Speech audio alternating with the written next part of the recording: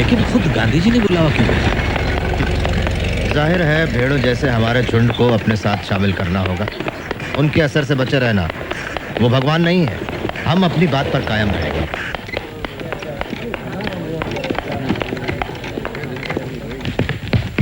नमस्ते। नमस्ते। बापूजी छत पर हैं। नमस्ते। आइए। नमस्ते। कहाँ तक सीखा चरखा चलाना मेरा बहन? मैं कोशिश कर रही हूँ बापू। गुड। तुम बिल्कुल सही काट रही हो। ध्यान दोगी, लगन के साथ करोगी तो एक दिन तुम निपुण हो जाओगी। बिल्कुल सही। Good good, that is right. Bapuji, doctor Ambedkar आवे आज। हाँ हाँ हाँ, डॉक्टर आंबेडकर, आप मुझसे मिलना चाहते थे? गांधी जी, आपने ही मुझे चिट्ठी भेजकर बुलाया था। हाँ हाँ हाँ, याद आया। पता चला है कि आपको शिकायत है मुझसे और कांग्रेस से। मैं आपको बता दूं, अछूतों की समस्या को लेकर मैं चिंतित रहा हूं मेरे बचपन से। तब आप पैदा भी नहीं हुए थे डॉक्टर अंबेडकर। मेरे प्रयासों से ये बात कांग्रेस के मंच पर भी उठाई गई।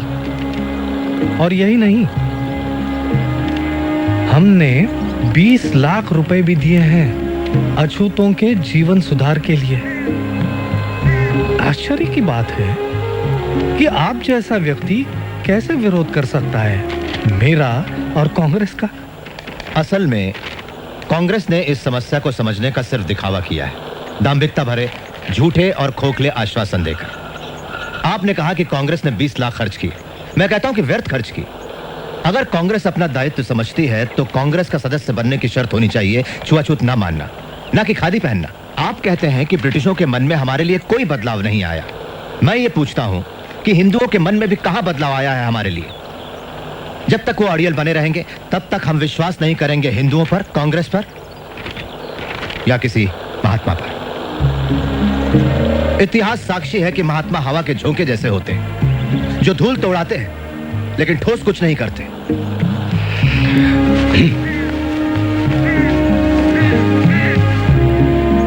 गांधी जी, मेरी कोई मातृभूमि नहीं, लेकिन ये सारा देश आपकी मातृभूमि है डॉक्टर अंबेडकर। और जहां तक राउंड टेबल कॉन्फ्रेंस के बारे में मैंने पढ़ा, उससे यह साबित होता है कि आप एक सच्चे और निष्ठावान देशभक्त हो। इसे मैं अपनी मातृभूमि कैसे कह सकता हूं जहां कुत्ते बिल्लियों जैसा सलूक होता है हमारे साथ? हम लोगों के साथ जो बर्ताव होता है वो इतना असहनीय है कि अगर हम कभी निष्ठावान ना रह पाए तो दोष इस मिट्टी का होगा, ना कि हमारा। कांग्रेसियों ने हमारे आंदोलन का विरोध किया, देशद्रोही कहा, और आप मुझे देशभक्त कह रहे हैं। मेरा मानना है कि मैं अपने लोगों के बुनियादी हकों की रक्षा के लिए लड़ रहा हूं, इस भूमि को बिना कोई नुकसान पहुंचाए। आप मुझे देशद्रोही कहें या देशभक्त, मुझे इसकी कतई परवाह नहीं। तो आपकी हमसे क्या अपेक्षा है डॉक्टर? आपने मुसलमानों और सिखों को राजनीतिक अधिकार देने की बात मान ली, जो कि राजनीतिक और आर्थिक रूप से अछूतों से ज्यादा आत्मनिर्भर है। गोलमेज परिषद ने अछूतों के लिए इसी तरह के राजनीतिक अधिकारों की सिफारिश की है। आपका क्या विचार है? मैं राजनीतिक आधार पर हिंदुओं और अछूतों में बंटवारे के खिलाफ हूँ। यह सरासर आत्मघाती निर्णय होगा। आपके स्पष्ट मत के लिए आभारी हूं। हमें पता चल गया कि इस संघर्ष में हम लोग कहां खड़े हैं। अब मैं इजाजत चाहूंगा गांधी जी।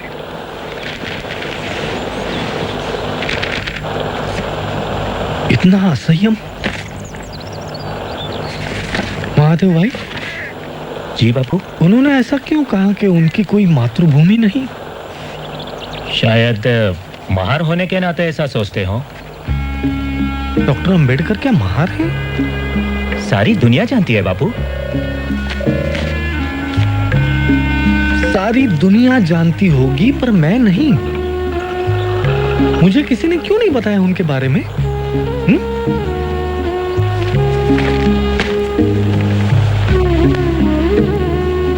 मुझे लगा वे तो पुरोगामी ब्राह्मण हैं, पूना के। मिस्टर गांधी आज गोलमेज परिषद में हिस्सा लेने के लिए लंदन रवाना हो गए।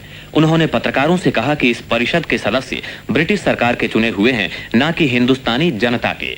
मिस्टर गांधी के प्रतिनिधि बनने से हमारे दावे में कोई खास फर्क नहीं पड़ता। हमारी पहली जरूरत है पिछड़ी जातियों को राजनीतिक सत्ता से लैस करना, वही एक रास्ता है। लेकिन डॉक्टर अंबेडकर, आपको नहीं लगता कि शिक्षा से दलितों की स्थिति में सुधार होगा? लगता है अब गांधी जी से मिलकर आए। हम लोगों में से सबसे ज्यादा शिक्षित मैं हूँ, फिर भी समाज मेरे साथ अछूतों जैसा ही बर्ताव करता। आप क्या मांगे रखने वाले हैं? हम स्पष्ट विभाजन चाहते हैं हमारे और सवर्णों के बीच। आप ये सब कैसे करना चाहेंगे? हिंदुस्तान के भावी संविधान में पिछड़ी जातियों को ऐसा मूल अधिकार दिया जाए जिसके तहत छुआछूत कानूनन जुर्म हो और दोषी सजा का हकदार हो। लेकिन डॉक्टर अंबेडकर, मिस्टर गांधी ने कहा है कि स्वतंत्र निर्वाचन क्षेत्रों का परिणाम गंभीर होगा और जो अछूत है वो फिर भी अछूत ही रह जाएंगे। उन्हें कहने दीजिए। आप 2000 साल से बह रही धारा को रोककर उसे विरुद्ध दिशा में नहीं बहा सकते। दमन करने वाले कभी मसीहा नहीं बन सकते। हम राजनीतिक सत्ता चाहते हैं, न कि सिर्फ खूबसूरत शब्द, अच्छे इरादे या दान। एक और सवाल doctor Ambedkar please. Mister chairman, मैं जानता हूं प्रतिनिधियों के दिमाग में क्या है।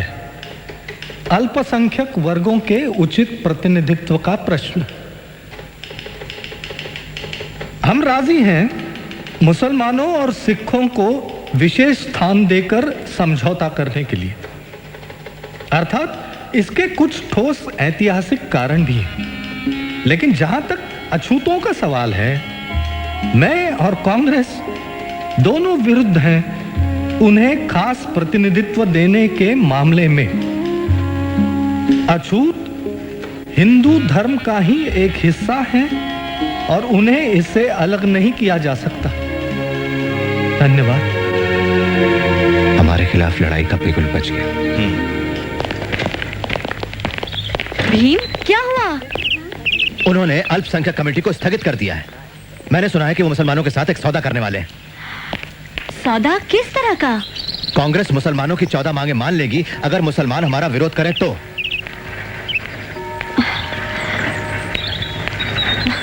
मेरी कुछ समझ में नहीं आता। तुम्हें जरूर कोई गलतफहमी हुई है। वो इतने बड़े संत माने जाते हैं, वो तुम्हारे साथ नाइंसाफी नहीं करेंगे। संत? वो एक मंझे हुए राजनेता है फैनी। कोई रास्ता नहीं बचता तो मिस्टर गांधी फिर षड्यंत्र करते हैं।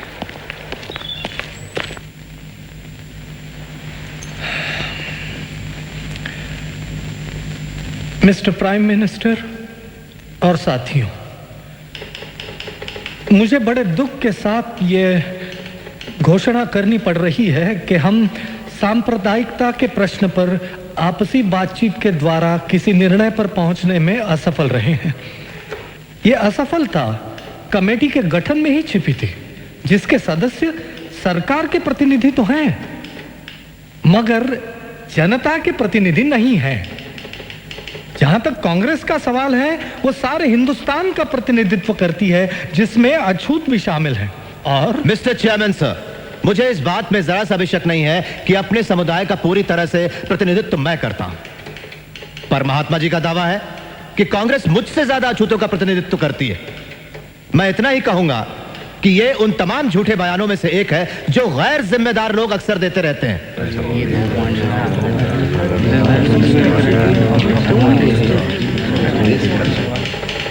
ऐसे टेलीग्राम पिछड़ी जातियों के लोग मेरे पास देश के कोने कोने से भेज रहे हैं। उनका कांग्रेस के आंदोलन पर बिल्कुल भरोसा नहीं है और वे कांग्रेस कार्यकर्ताओं के काम के तरीके का विरोध करते हैं। मैं एक और बात बताना चाहता हूं मिस्टर प्राइम मिनिस्टर, कि अछूत वर्ग हिंदुस्तान में सत्ता परिवर्तन के लिए शोर नहीं मचा रहा है, लेकिन अगर यह हस्तांतरण होता है तो सत्ता सिर्फ कुछ लोगों के हाथों में, विशिष्ट वर्गों में या किसी खास दल के कब्जे में नहीं होनी चाहिए। उस सत्ता में सारे समुदायों की सही साझेदारी होनी चाहिए।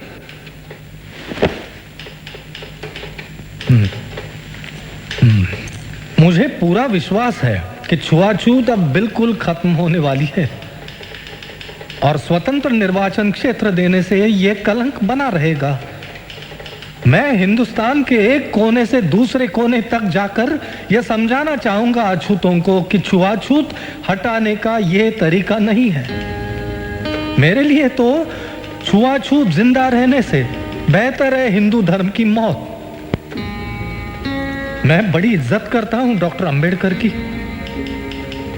पर ऐसा लगता है कि जिस भयानक अन्याय की चक्की में वे पिस चुके हैं और संभवतः जिन कटु अनुभवों से वे गुजरे हैं, उनके कारण वे गुमराह हो गए हैं।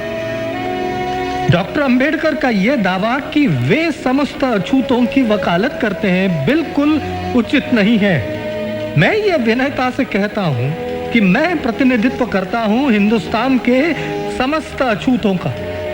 अछूतों के राजनीतिक अधिकारों की जो लोग बातें करते हैं, अपने हिंदुस्तान को कतई नहीं जानते।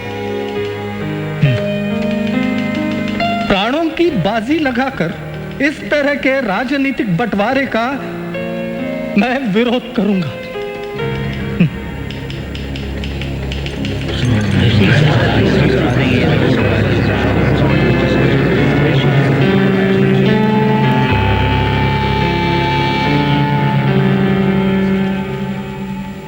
ये सरकार जातियों के आपसी मतभेदों को संविधान बनाने के काम में रुकावट नहीं डालने देगी।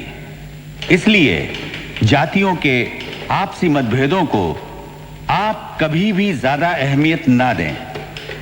आप लोग, आप में से हर एक, इस कमेटी का हर एक सदस्य जातिगत सवाल को हल करने के लिए अपने हाथों दरखास्त लिखकर क्या मुझे भेजेगा और क्या मेरे फैसले को मानेगा। Thank you.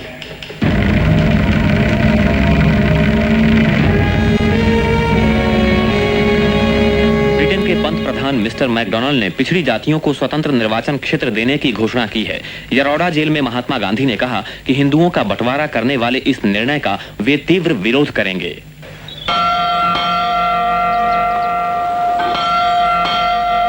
इसलिए हमने यह हमारा दायित्व समझा कि अल्पसंख्यकों के अधिकारों की रक्षा करने के लिए उन्हें उचित अनुपात में विधानमंडल का प्रतिनिधित्व दिया जाए। अतः मेरा विचार है मिस्टर गांधी कि आपको मेरा उत्तर यही होना चाहिए कि सरकार का निर्णय अचल है, और गंभीरता से स्वयं अपने आप से ये प्रश्न करें कि आपने जो कदम उठाने का विचार किया है, क्या वो वास्तव में उचित है। आपका परम शुभचिंतक रैमसे मैकडोनाल्ड।